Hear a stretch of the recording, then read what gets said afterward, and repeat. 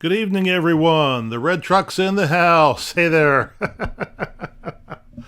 Oh, got a lot to talk about tonight. There's too many news articles, and the story is long. Welcome, everybody, to Old Testament lesson number 16. And each week we are telling another story from the Bible, going straight through beginning to end, trying to hit the most important elements of the most important stories. And this week we're talking a little bit more about Jacob and his quite literal sister wives. They weren't his sisters, but they were sisters. And we've got Melissa Appleball with us, and we've got Mike Slaughter with us. Welcome. And Mike's usually got his wife Kim with him, and so hi to her too. And the rest of you, please say hi. Let us know where you're watching from. If you feel comfortable saying what area of the world you're in. If not, just let us know. I'm sitting here at the kitchen table or whatever, joining in. So, I did get an email this week. Always feel free to email any questions to me. And the email was in response to last week's lesson. And the emailer asked, how did Jacob not realize that he went into the wrong woman after his wedding? How did he not know this until the next morning? And my answer is that there was probably alcohol involved. I don't know if that explains it all or not, but that is my theory. Hey, Gene is here. Rob, Tony, and Gene Vargo are here from a campground in Delaware. Oh, coming in long distance. Good to have you with us tonight. Sarah Littleton is with us. And the second question was more of a comment, which was, what is with these people? Because everybody we've learned about so far has been, to be polite, an absolute rascal. And yeah, we tend to romanticize the heroes of our faith. And the fact is, we've come a long way in 4,000 years. These people were building a culture based around a God that was still revealing himself to the people progressively. There has not yet been a set of 10 commandments. There's not yet been any laws given. Haven't even gotten to Moses, the great prophet, yet. So, yeah, they don't understand. They do not have a complete understanding of God. And that's one of the misconceptions that I think we have a lot when we read the Bible. And I guess some churches kind of teach us to view it this way. There's a lot of people have this notion that everybody in the Bible has read the Bible, when in fact most of the people in the Bible lived before the Bible was written, before any part of it was written, let alone the entire collection that we have today. And they also seem to, some people seem to make the assumption that God has revealed everything that we need to know all at once since the beginning of time. Whereas in fact, as we go through the Bible, you'll see that God is gradually revealing himself and his will to the people, and that the instructions do in fact change over time. And that doesn't mean that God is changing. It means that we're changing. Just as you wouldn't give the same rules to a 5-year-old that you would give to a 15-year-old, the rules that God gives us change over time too. When we get to the days of the giving of the law and so forth, you'll see that in the early days, Israel used the death penalty for, seems like most things. And of course, by the time of Jesus, the death penalty wasn't used officially by Israel at all. The stonings in the New Testament are lynchings. They're not, judicial executions, but there wouldn't have been anyway. By the end of the Old Testament, we'll be in a very different era when the death penalty is not used for that many things. And why is that? Well, the answer is because in the early days of Israel, there are nomadic people who aren't even living in their permanent homeland yet when they're first given the law. So you've got a nomadic people living in tents. You don't have a standing army. There was no concept in those days of a civilian police force. There are no jails. So when somebody proves themselves to be untrustworthy or dangerous, you've only got a couple of options at your disposal. You can't lock them up. You can either send them out of camp and tell them to never come back and hope that they don't, or you can kill them.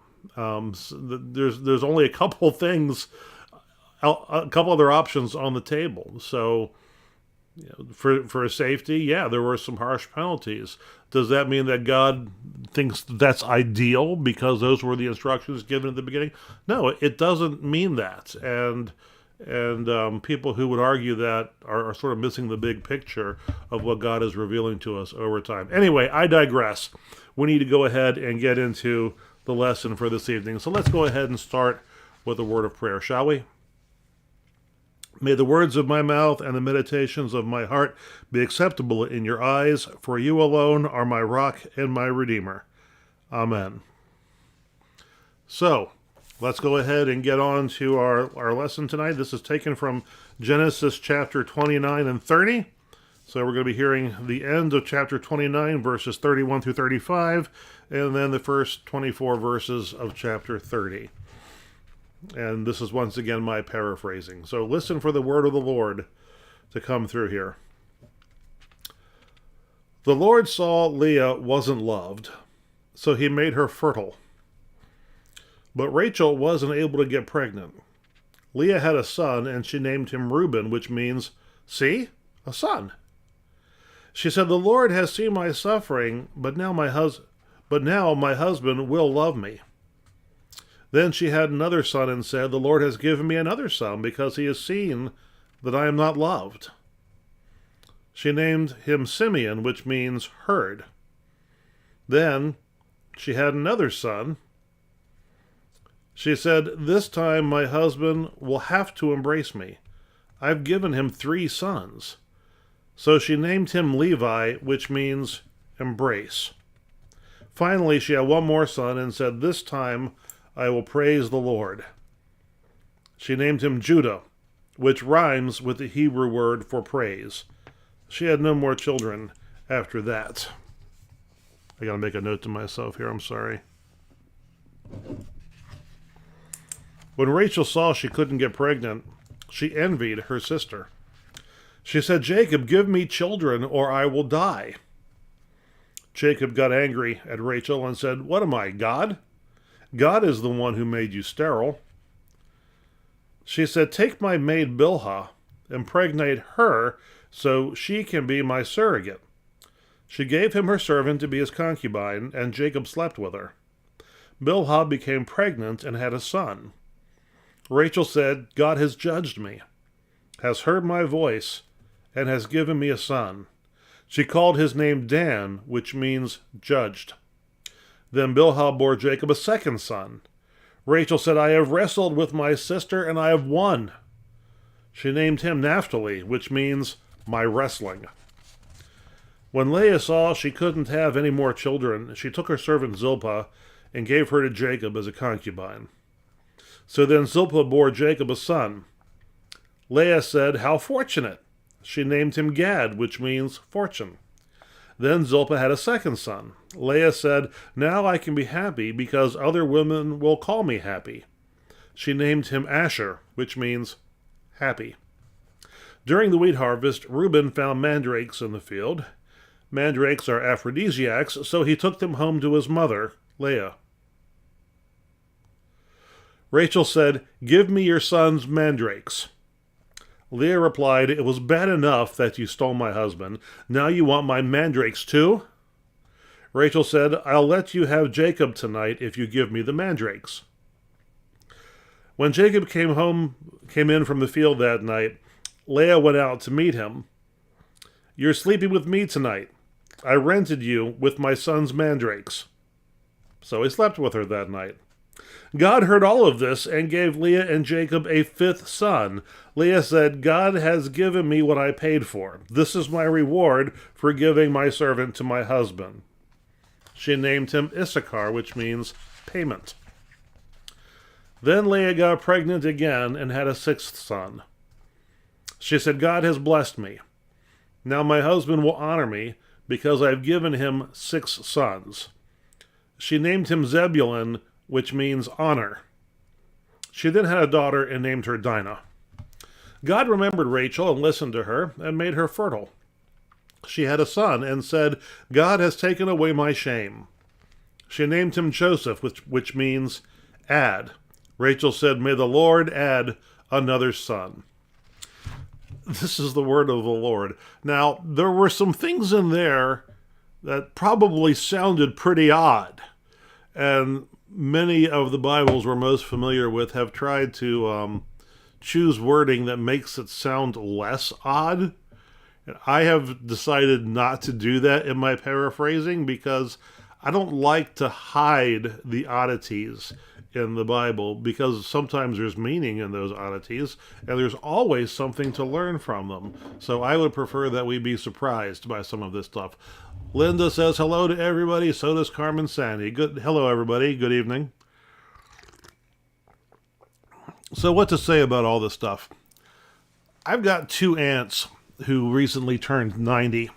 They are fraternal twins. So they're the exact same age.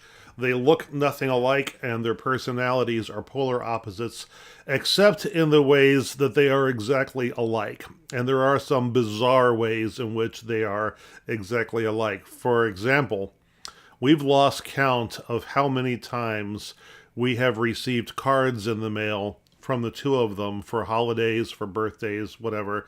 And they both, independently, living in different counties, purchased the exact same card to send for a birthday or for a holiday. And these two aunts of mine when I was young, they were sort of heroes to me because they worked at the CIA, which I thought was just about the most exotic kind of a job somebody could have. They both went to work there when they were 16, 17 years old. They were recruited out of another government agency when the CIA was being founded, built out of the old OSI. And so they were there on the first day of operations, and they were there for, I believe, 40 years before they retired. So they saw the agency go from a couple hundred people, whom they knew all of them by their first names, to being the organization that it is today when they finally retired.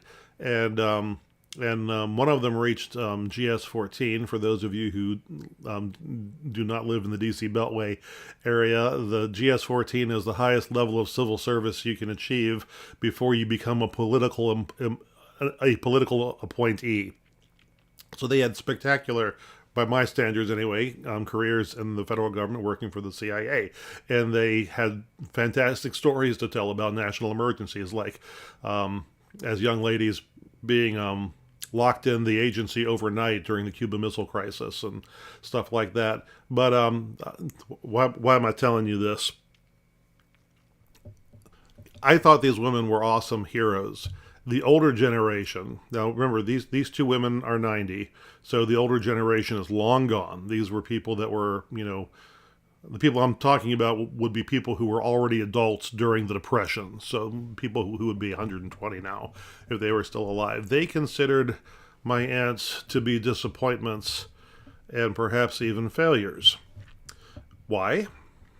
Because they never got married and never had children. It's not that they didn't want to get married and have children. They didn't intentionally choose career over family. It just worked out that way. And sometimes it does, and sometimes, depending on what generation you are, there's more women than there are men, or vice versa. It just didn't work out for them. And but for some of those people, when you're looking at a woman, that's all that matters, is whether or not they're a good wife and a good mother. It doesn't matter what else they accomplish in life. Those things are extracurriculars. Those things don't count. If you didn't get married, you didn't have kids, you didn't turn out well. And that's how some of them viewed my aunts, which is so sad and so tragic. And I tell that story because Rachel and Leah remind me of that. My aunts are not like Rachel and Leah otherwise, at least as far as I know.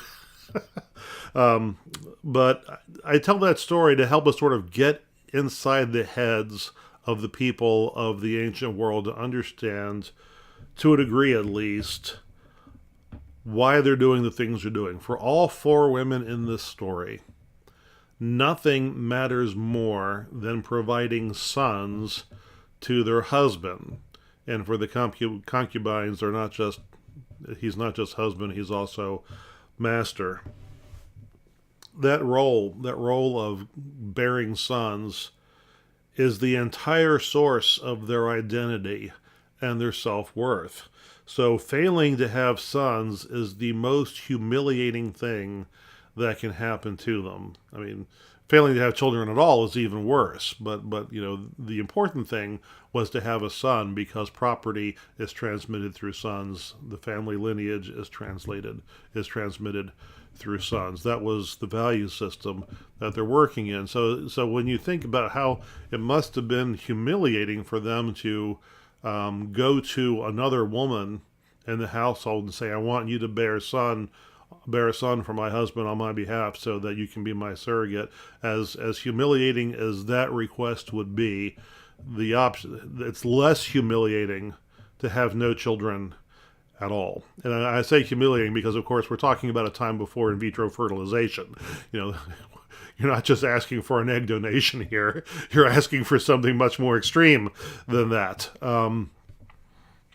So from our perspective, the things that they're willing to do to both of them feel unloved and disrespected and not valued by Jacob until they have kids. But even then, it's still not enough. The lengths they're willing to go to it's really pitiful from a modern perspective. I really feel for all the women involved in this. Zilpah and Bilhah, according to Jewish tradition, are also sisters. According to some, they are, this is not scriptural, but their names are similar enough that it could lead you to believe that they might have been sisters. So some would claim that these were actually half-sisters to Rachel and Leah by another mother, because, harems were common, so Laban might have had more than one wife. So Rachel and Leah might have been full sisters, and Zilpah and Bilhah might have been full sisters, but each pair was half-sister to the other. We don't know that, okay? They might have just been part of the extended household that were servants, which means property, that Laban then passed on to his daughters, and then they exercised their prerogative as the owners of these women and gifted them to their husband. Once again, that husband, Jacob, scores a 0 on the likability scale in this lesson here. It's a little hard for us to understand why these women even care what Jacob thinks based on the way he has acted so far in his life and in their lives.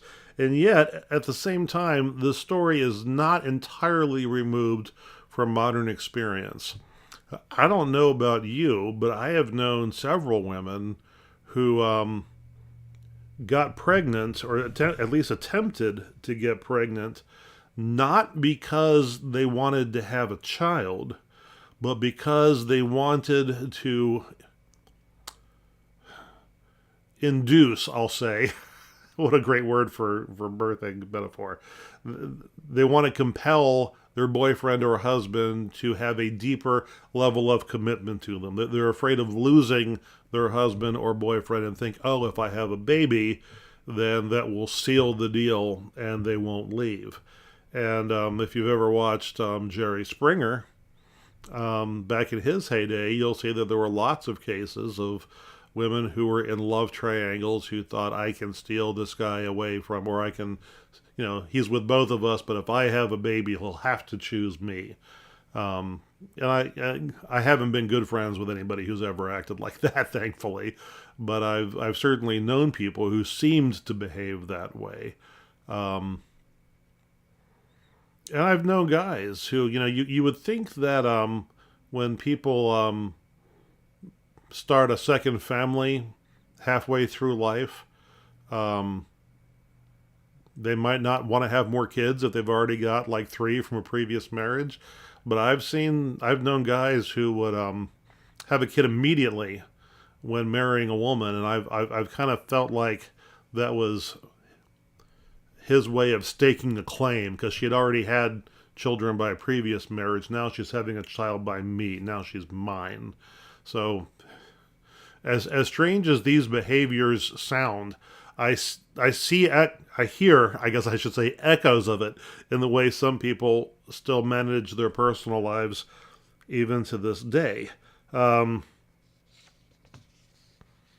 of course, the thing is, when you see women behaving in this way, trying to have babies so that they can win the attention or the commitment of a particular guy, the guy they're competing for, that they're trying to win, isn't usually much of a prize to start with. And you think, why? Why are you trying to do that? Anyway, this is the reason that sex is so sacred in the Bible, and this is the reason why, the value of having children is tied in with the sacredness that is attached to the act of sex, because sex is the act by which life is created, and by extension, it is the mechanism by which the next generation is created, and the means through which ultimately this generation's wealth and knowledge is passed on to the next generation. So as the rules for sexuality become more codified as we get through the Old Testament, you'll see that it's all wrapped around this idea that a man has to know for sure that the children living in his tent are all his children, okay? And that's why women of childbearing age who are divorced are not likely to be taken on by a new husband until they are past childbearing age, because they knew the rudimentary of paternity, but not all the details of it. So if a woman was with one guy and then left and was with another guy and then had a child, in that world there would always be a shadow of doubt over the parentage of this child. Is it really her current husband's child, or is it her previous husband's child? So that is why sexuality is going to be so tightly regulated, and why who you have sex with matters. Once you had sex with a woman in the ancient world, she became your responsibility, because no one else would take her on as their responsibility. So, and dad doesn't live forever. Dad might be an old guy. So to ensure that a woman had a future, if you had sex with her, she was your responsibility, unless somebody else sort of took her off your hands and made, and ladies, I apologize, this sounds like your cattle or something, and to a degree that's the way they were treated back then. But this is why sex is so sacred, because when it happens, a permanent it's not just that it changes the nature of a relationship, it's that you are establishing potentially a child, and you are establishing potentially an heir. So these things have to be permanent, and we have to know who is with who, and we have to know when. So that's why these women are so obsessed with this, because they want to provide heirs so that the family business will pass to the next generation. Now, there is a certain nobility in the notion that, okay, so once you have sex with a woman, she becomes your responsibility permanently. So she then wants to be sure that since she is now your responsibility, she doesn't want to be a liability to you. She wants to be an asset to you. So that's part of why she wants to have children. She wants to have children because then she has brought something to this relationship that provides for the future and for the upkeep and for the wealth generation power of the family. Because children then are an asset, because children work. Right? Children help you build wealth. It wasn't like in the modern world where children are a financial liability. Children were your children were your workforce in the ancient world. So by providing you with a workforce, she wants to be an asset, not a liability. So there is, within that world logic, there is a certain nobility to it. But taken to an extreme, you get what you've got here, where you have a harem that's engaged in this perverse birthing competition where everybody's trying to come out on top. And clearly it didn't have to be that way. They, if they had all felt loved and valued from word go, then none of this would have happened. So Jacob ends up with 12 sons and one daughter, Dinah. All of the sons have names that mean something. The daughter's name does not mean anything. It's great that we have her name at all, because a lot of the female characters in the Old Testament aren't even named, and some of the ones in the New Testament, their names were never written down. But this daughter Dinah, she does not have a happy life. Her life is going to be full of trauma and suffering, and I'm debating whether I'm even going to tell that story. It wouldn't be next week; it'd probably be the week after that. Um, I hate to skip it because there are so few stories of women in the Old Testament. At the same time, though, this is a tragic story. It's not going to be an uplifting story. It's not going to be a story of a woman who has agency and is able to use it. This is going to be a very different kind of story if we tell it. We'll see. Let me know between now and then if you want to hear the story and talk about the story. Of course, you're certainly free to open your Bible and read up on Dinah. So, what does this story tell us about God? God's very active in this story. God's not just hanging out. God's not just listening. God's not just not just referenced by people in the story. God is very active in this story. Now, Jacob claims early on that God is the reason that Rachel is not having children. He says that he's closed her womb, and of course, you know. Okay, Jacob says that. Nothing else in the story says that. We don't know that Jacob is right about that. There is at least one story I can think of elsewhere in the Old Testament where it does specifically say that God caused a woman to be infertile as a punishment for something she had done. I don't remember who that was. We'll come to it eventually. But in the meantime, I'm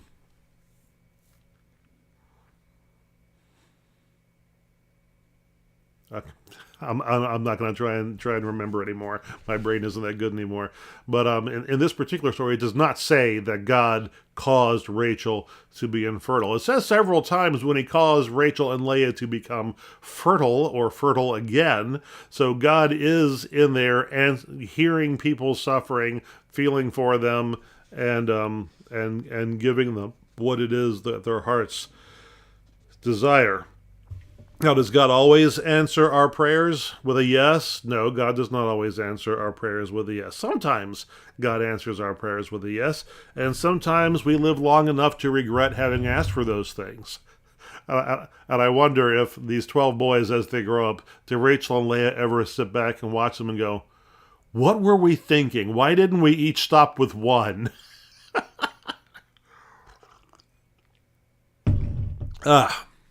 What does this story tell us about ourselves? You know, as different as these times today are from the times and the stories that we're reading, as different as these people were from us in their values and their assumptions and their ways of looking at the world, in some ways they're still very much like us. Rachel and Leah, they both want to be loved. They both want to be valued and embraced. They both want to feel that other people see them as being successful at the things that matter, at least the things that matter to that culture. Just like us, we're the same way. They don't push back against those values. They don't ever question, is it really that important that I have children? Am I really worthless if I don't give my husband a son? Is it really fair that he looks at these? They don't ask that question. And to be truthful, we seldom ask these questions too. We might question the values of our parents' generation, but we seldom question the values of our own generation. So what would have happened if each sister had in fact decided that one child was enough or that no child was enough? What if, Rachel had said, oh, well, I can't have children. That's okay. That's what he's got Rachel for. They can have kids and, I'll just do my thing over here. How would the story have been different if she didn't feel the need to appear a certain way in order for her to appreciate what God has given her already? So there's a lot of emotional suffering in this story, and it comes from more than one source. Jacob as far as we know anyway, does nothing. The only thing that he says is not a helpful thing. Jacob does not help his wives feel loved or appreciated or valued. Doesn't console them. Doesn't do anything to intervene when they're clearly, these are sisters who are starting to really go at each other. He doesn't do anything to mediate that situation. The sisters' competition with each other makes the situation worse than it had to have been. They didn't have to get into a competition about everything. Each of them brings suffering on themselves through their own flawed expectations of life and their own standards for success for themselves and their own expectation of how they're going to feel based on the way other people act. So what does this story tell us about our relationship with God and our relationship with each other? Well, the most important thing in this story is the fact that God sees and hears what's going on in these people's lives and intervenes directly in their lives. Now, how God intervenes is not as important. God's not going to intervene in our lives the same way God intervened in Rachel and Leah and Zilpah and Bilhah's lives, but God does intervene in our lives. How God intervenes depends on what's at stake, but we do know from this story that God is emotionally invested in us and in our happiness. All right, now let's talk about things going on in the world, at least for a few minutes before we wrap up tonight. I was prepared to talk about two things, then a third thing I decided I'd go ahead and talk about at the last minute. One is this case that is going to the Supreme Court over the football coach. And it's curious to me because looking at the coverage from different sides of the media, you would think that we're talking about two entirely different cases, looking at what the various news outlets are saying are the core facts of the case. They don't agree on the core facts of the case. Now, obviously, somewhere there's documentation that would tell us that. We don't. I'm not going to go digging up the court documents and everything. So I want to be able to open a paper, pull up a paper on my computer and read it and know what's actually going on. And so the liberal media is saying that this case is about a football coach who insisted on leading his players in prayer, which is a blatant violation of the separation of church and state, blatant violation of the right of his students to practice religion as they see fit and not to have the education system force a religious experience on them. Now, so that's what they're saying. They're saying that this guy was fired because he compelled his players to pray after football games. Now, the conservative media is casting it as a very different story with different facts. They say that initially the football coach would go over to pray after each game at the 50-yard line and would invite any players who wanted to come with him to do that, and anybody who did not want to could go on back to the locker room and get ready. They say that this has been so they're saying that he didn't compel anybody to do anything, but furthermore, they say that he was told by the school system that he could not do that anymore. He could not lead students in prayer, even if their participation in the prayer was voluntary. That it was very clear they believed in established law that school officials cannot lead students in prayers. Students can lead other people in prayers. Students can lead each other in prayer, but teachers cannot lead students in prayer. That was their interpretation of previous Supreme Court cases. So the teacher said, okay, well, that is fine. I will no longer invite them to come and pray with me, but I will go and pray by myself. And as a citizen of the United States, it is my right to practice my religion in public. And if I want to pray at my place of work, I am allowed to pray at my place of work. And that, they're saying, is what he was actually fired for. He had discontinued the other practice for some time, agreeing with what they had said, but agreeing to what they had said. But when he insisted that he still had a right to pray solo, that was when they fired him. So for them, this is a case of whether or not government employees can be compelled to not practice their religion in certain times and places. They're saying that government employees, including school teachers and high school football coaches, if they are Christian or Muslim or any other religion, if they want to, pray at noon while on the job under the Constitution and the protection of religious liberties, then they can do that. So,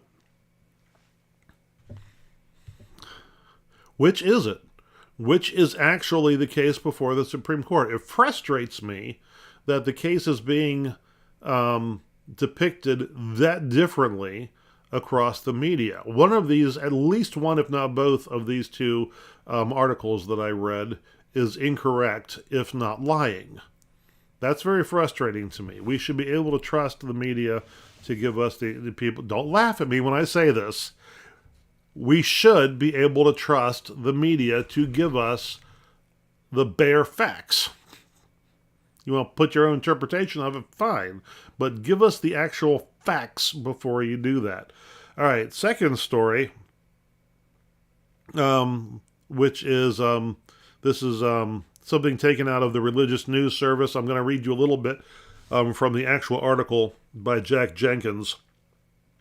This past weekend, Maryland Democratic Representative Jamie Raskin expressed concerns, I guess it was on Thursday, about needing to, quote, deprogram some Republican House colleagues he described as acting like members of a religious cult, and singled out white Christian nationalist groups among those who participated in the attack on the U.S. Capitol last year. Now, Raskin, who sits on the Select House Committee investigating the insurrection that took place on January 6, made the comments during an April 21 event at Georgetown University titled Truth and Trauma, The Trials of American Democracy and Personal Tragedy.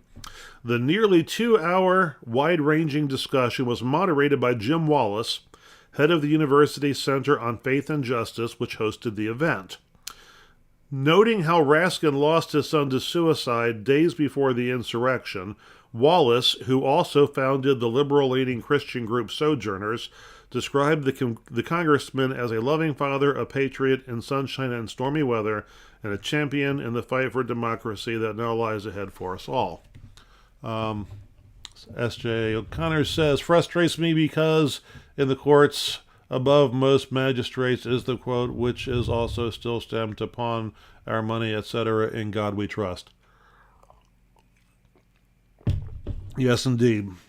All right, so that's the section I wanted to read you from the article. So to digest it, Democratic congressman is being interviewed by Jim Wallace at Georgetown University about the January 6th insurrection, with the background of this congressman's son committed suicide just a couple of days before the insurrection. So he had a really bad week that week, and he had to process all of it at the same time. And he is saying that talking with some of the more conservative Republicans in Congress right now, it's as if he's talking to somebody who is part of a cult.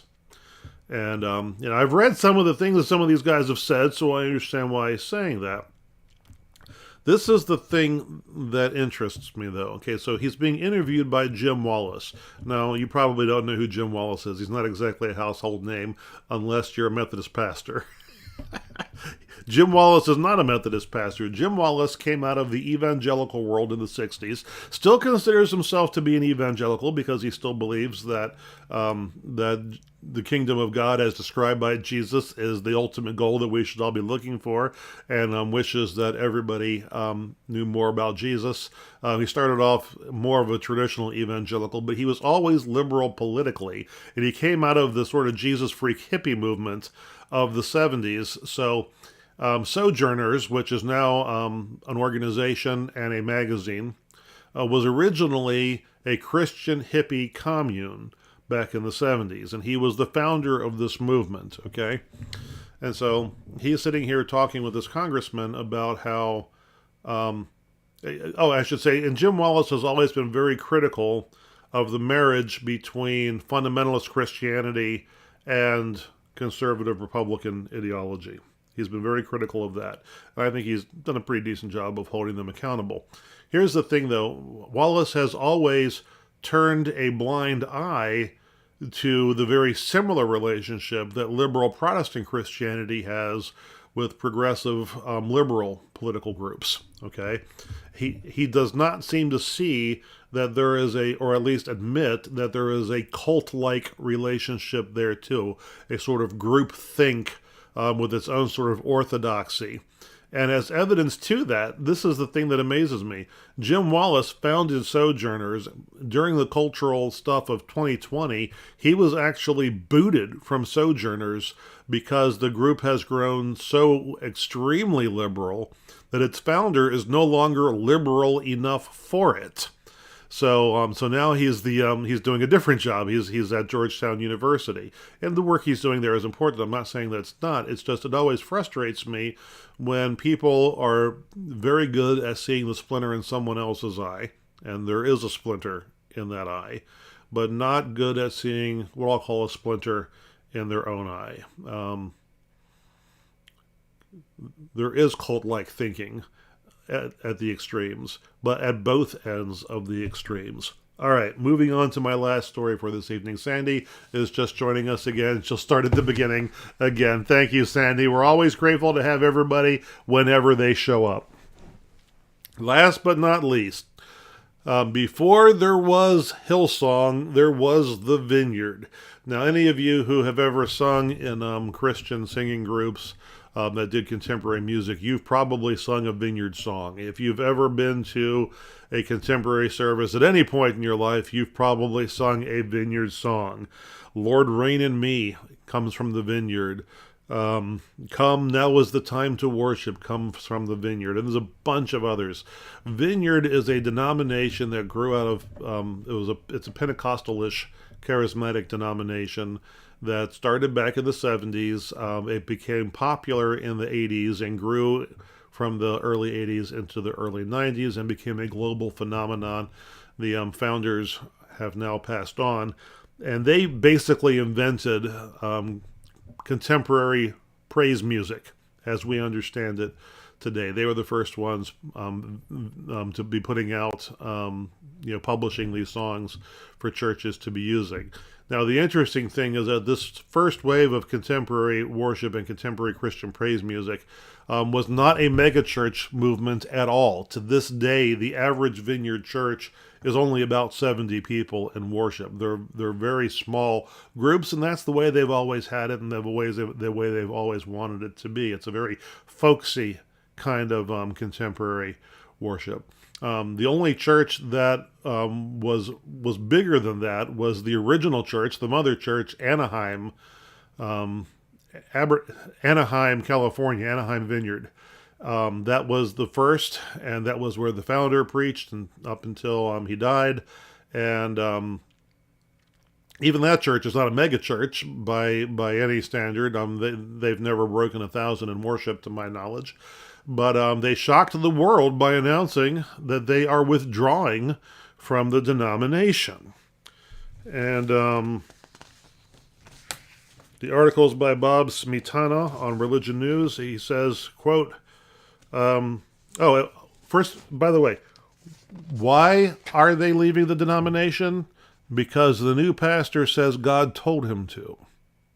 And during the pandemic, when they weren't doing worship in person, there was a turnover in the membership and the board of directors, and the pastor took the opportunity to put all his friends on the board, and now they're withdrawing the mother church of the Vineyard from the Vineyard. And the reporter writes, quote, "The decision to leave also reveals the growing challenges facing many Protestant groups, the decline of denominational loyalty, the rise of, quote, pastor warlords who run their churches with little or no accountability, and the influence of so-called network Christianity, a growing movement led by pastors who claim to hear directly from God and turn their churches into personal platforms for spiritual influence."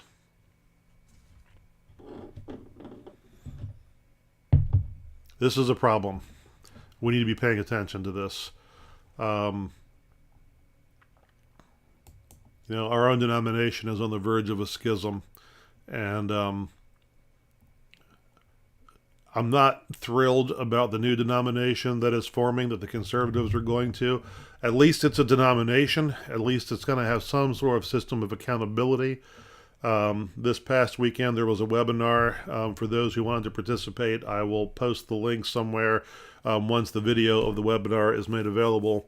It had representatives from both wings of the church describing what they believe the future of the two denominations will be. So there were people from Next talking about what they hope the United Methodist Church will be like going forward after the conservatives leave. And there were groups from the conservative wing talking about what they want to build into their new denomination. And the big learning for me was that their plans have changed since the last time I read their plans. They were initially saying that global Methodist congregations were going to have to hire their own pastors from a list of approved elders. That is no longer the case. They are going to have an appointment system very much like what the United Methodist Church has. They just will not be guaranteeing appointments for pastors anymore, but they will not be allowing congregations to choose their pastors. They will be sending pastors to the congregations. They just won't send every pastor to a congregation if they don't feel that that pastor has a place to go at that time. So that was a surprise. But the thing is, some of the congregations that are leaving right now, in particular, some of the larger congregations that are leaving right now, they're not actually going to the Global Methodist Church. They're going to do their own thing.